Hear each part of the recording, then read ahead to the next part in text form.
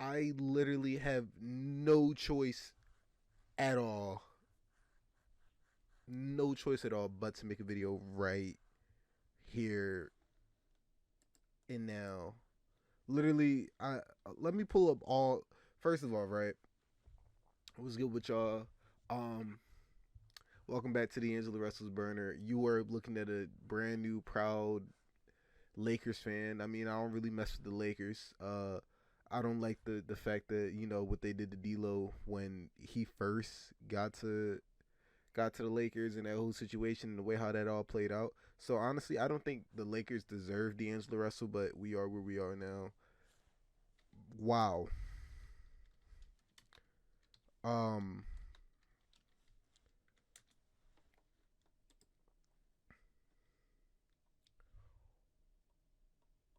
Wow. So let's just start off with this, right? Um. The trade deadline has been very dry, dead. It's not much that's been going on. Da da da. So obviously, um, there hasn't been much to talk about. So obviously everybody's seen the Kyrie Irving trade. Everybody's seen that Kyrie Irving got traded to the Mavericks. So I was going to wait that one out. I was going to be like, all right, once everything is done and set in stone and we listen and read all of it, all right, I'll say something. I'll drop my little video. I was going to wait till tomorrow until the deadline is officially over. No, no. It's February 9th. People just got traded at 1:30 a.m.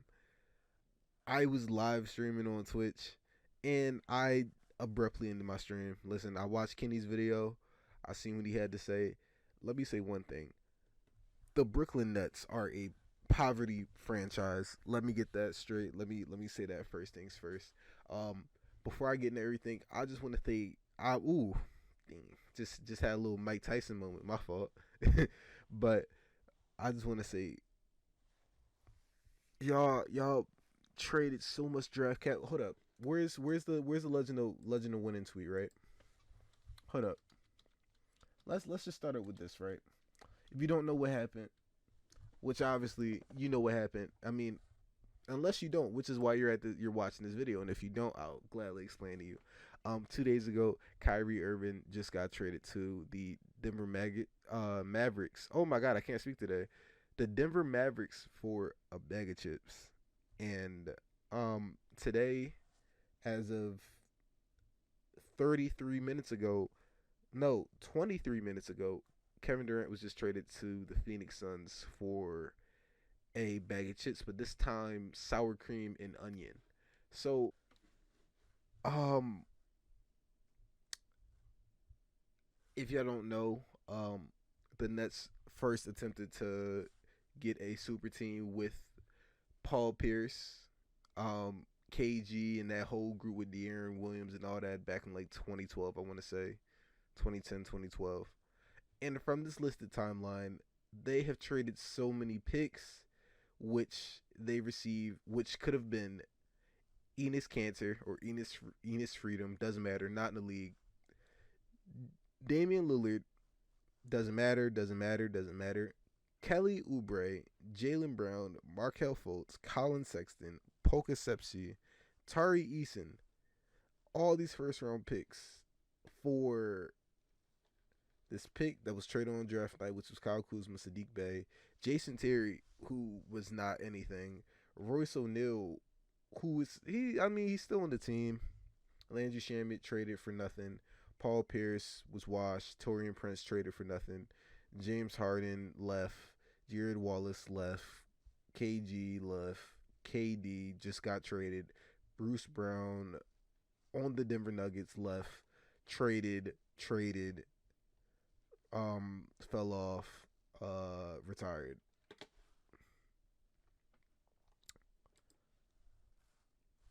Poverty franchise. I mean, look, listen. They did just trade KD.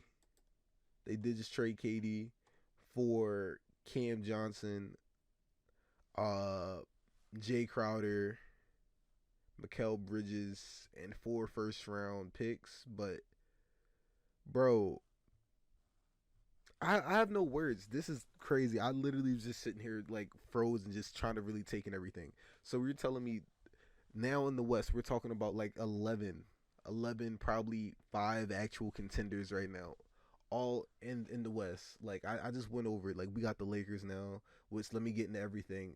Lakers traded D'Angelo Russell. I mean, the Lakers just traded Russell Westbrook, Juan Toscano Anderson, Damian Jones, and a first round pick for Mike Conley, Nikhil Alexander Walker. Actually, no, my fault, my fault. Let me get this trade right. Okay, so the Timberwolves traded D'Angelo Russell to the Lakers. The Utah Jazz traded Malik Beasley and Jerry Vanderbilt to the Lakers, and in return they received Russell Westbrook, Juan Toscano Anderson, Damian Jones in the 2027 first round pick, and the Minnesota got Mike Conley and Nikhil Alexander Walker in 3 second round picks. Mind you, this is a second poverty franchise because why they traded D'Angelo Russell, I don't know. I mean, I did see some stats. So somebody posted on Twitter saying that like D'Angelo Russell has his own benefits in terms of being a more efficient scorer, and Mike Conley being a slightly better assist man, and them both being about the same on defense. I also saw Kevin Garnett. He tweeted out. He was saying that basically like, oh, every team won in this trade. Utah's got the draft capital that they wanted and freed up Mike Conley and the kill or whatever. Lakers got themselves pieces all around, and Minnesota got themselves a leader. Which, mind you, D'Angelo Russell's been a leader of that team for a little minute now. But I ain't gonna let that get too much into it. I just thought that was such a dumb trade. But here you have that going on, which was I thought was gonna be the only blockbuster trade. Then right afterwards, we get Cam Reddish to the New York Knicks, which a lot of people might not consider to be a crazy trade. I think this is going to be nuts because if Cam Reddish can be Cam Reddish or what people think to be Cam Reddish, this is going to go down as a crazy trade. Josh Hart's getting reunited with Jalen Brunson from Villanova. You know, this was supposed to just be it. This is supposed to be like, all right, let's trade deadline. This Kevin Durant trade is just nuts. Like I'm really genuinely sitting here and I'm just thinking like, what teams can actually compete and actually like, like I don't know. Like I'm still even trying to just think about what the Lakers like. How do they even run the roster, like in terms of starting lineups and bench? Like I just think about they have Patrick Beverly, Dennis Schroeder, and D'Angelo Russell alone. Like those are all like PGs or combo guards, I guess you could say. Then they still have Lonnie Walker, which has been playing. He's been playing small forward, but like we all know he's a guard. He's a 6'4" guard. Like he's not no real small forward. With Malik Beasley and Austin Reeves, and then they still have LeBron and Rui Hachimura, Jared Vanderbilt, Anthony Davis. It's just they're just so stacked as a team right now. And then not to mention, let's not even like forget about the whole Dallas Mavericks, Kyrie Irving, and for Spencer Dinwiddie and Dory Kenny Smith trade. Like it's I don't even know what to say. I saw somebody tweet actually saying like Ja thought he was slick trying to say that there was no competition in the West, and it's gotten so bad, bro. Oh my god. Like honestly, I really wish they could have just waited into the morning, but um I cannot wait any further. I cannot be any longer the last man on the last man upload about this because this is actually nuts. This is actually crazy.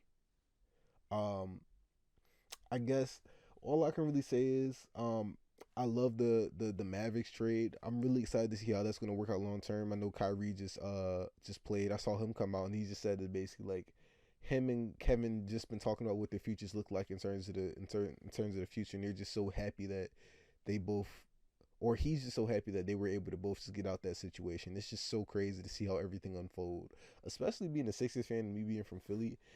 I saw somebody tweet out like, "Yo, Ben Simmons officially has the keys to the Brooklyn Nets."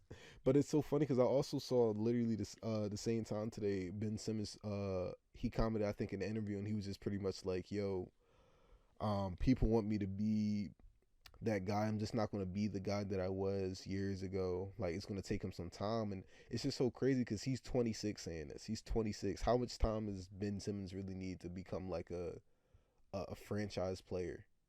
Like Cam Thomas, 3 games and he's dropping 40 apiece. You know what I'm saying? But it's just so funny how everything turns out. You try so hard to get out of a situation because people try to push you to be a better player, a better person, and look at how things turn out, man.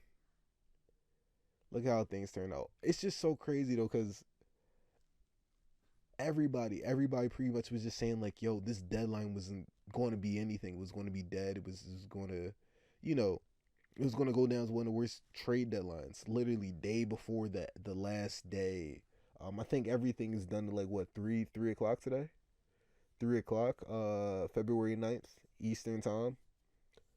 Bro, Kyrie Irving, D'Angelo Russell, Kevin Durant all got moved today, man. It's just nuts.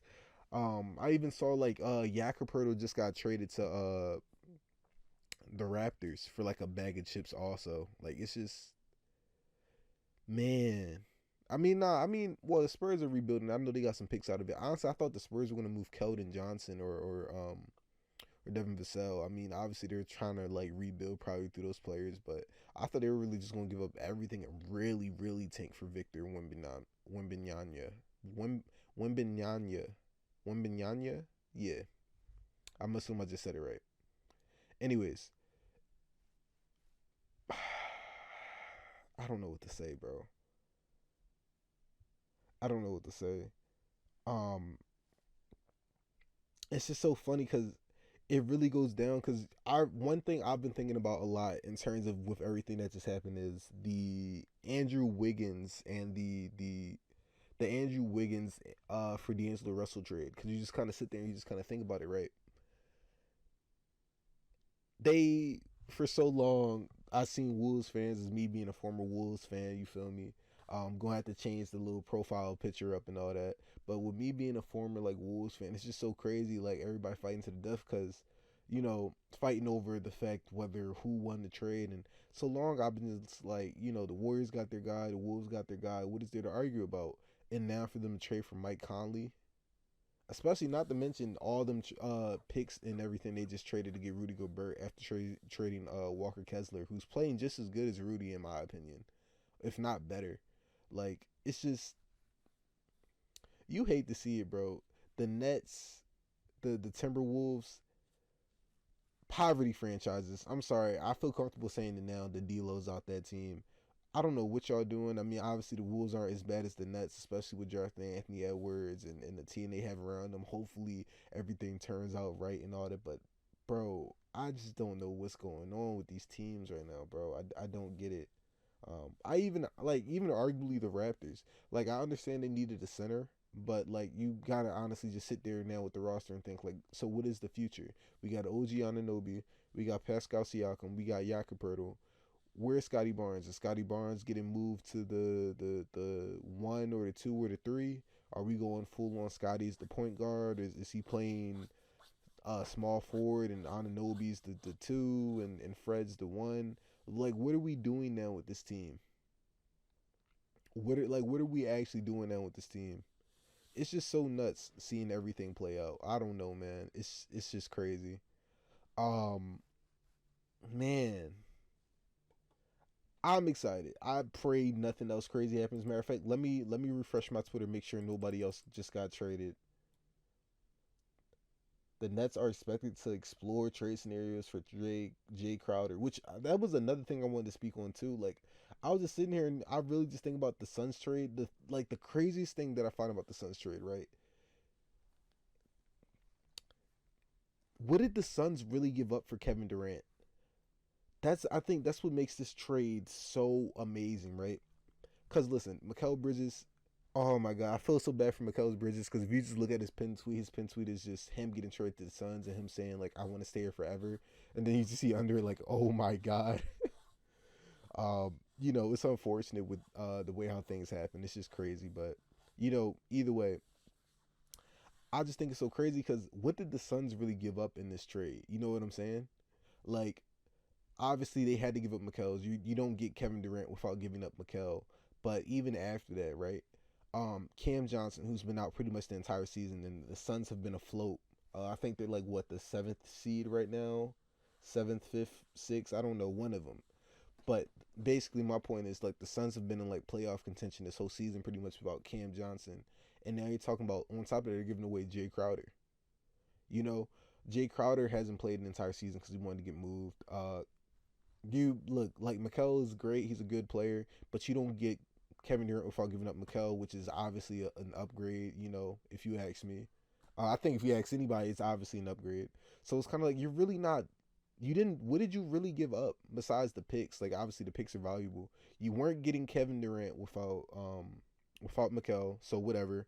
Cam Johnson has barely played. He's just now starting to play. He played like I want to say like 5, 6 games now. Like the Suns really made out like a bandit. I know right now the issue is figuring out like the forward position right now. Like, does Torrey Gregg start, or do we give Dario Saric to start at power forward? I know they've been making him play a lot of center minutes, but it's just so crazy seeing things play out the way they playing out, man. I'm just so excited because I'm just looking at everything. Man, I just feel like all I can say is I feel bad for the other teams. Like now you just kind of sit here and you look at the Bulls who've already have been struggling pretty much trying to figure out everything that's going on with their team and figuring out like do we need to blow it up and do something else, or the Miami Heat that has been struggling. Like the best thing y'all could do right now is get Westbrook. You know what I'm saying? Even for the Clippers. And I saw even if the Clippers pick up Westbrook, they might give away John Wall. I don't know what's gonna go on, but I have so much to talk about today, man. Or I've had so much to talk about today. And it's crazy seeing everything play out. That's all I have to say personally right now. I'm gonna go to bed. Thank God I didn't go to bed. Thank God I wasn't asleep or nothing like that. I had to get this video out. And wow, I'm excited to see what happens before the deadline is over, because if this is what's happening at 1:30 a.m., especially with the Nets moving Jay Crowder, which makes sense because they're not gonna like compete. I think it's obvious the Nets are going to commit to the rebuild mode. Which even then the Nets have an amazing core, which I've been thinking about. Like just really sit there and think about it, right? Like we're talking about Mikal Bridges, Nicholas Claxton, and Cam Thomas. Hold on, Wolves report. Toronto talks on forward OG Anunoby are rolling into the final hours of the trade deadline. The land of KD with the Suns could escalate in Anunoby's value among Western Conference teams pursuing an elite forward.